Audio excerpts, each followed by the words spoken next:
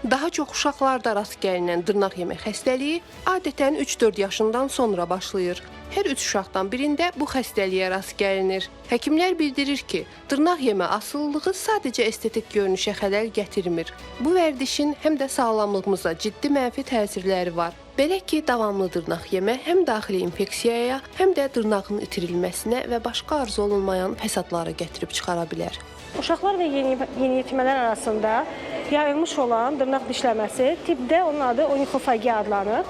Uşaqlar uzun müddət dırnağını dişlədikdə dırnağın özü, dırnaq ətrafındakı toxumalar deformasiyaya uğramış olur.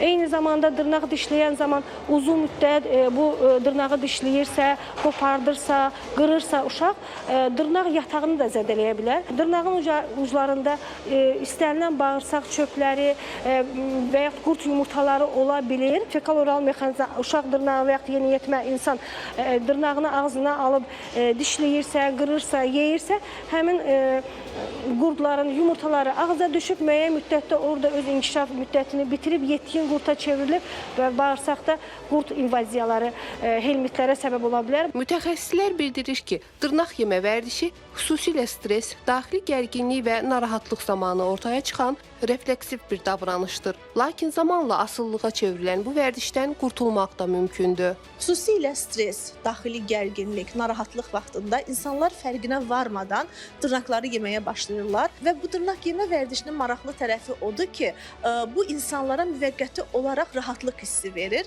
Bu rahatlıq hissini duyan insanda artıq davamlı dırnaqlarını yeməyə başladıkca asıllıq tipli davranış pozuntusuna gətirib çıxarır. Bəzən OKB-si olan insanlarda da dırnaq yemə vərdişi davamlı olur. Amma bu deməkdir ki, bütün dırnaq yeyənlərinin OKB-si vardır. Bu vərdişdən qurtulmaq mümkündür. Bunun üçün dırnaq yemə vərdişinin hansı səbəbdən yarandığını aydınlaşdırmaq lazımdır.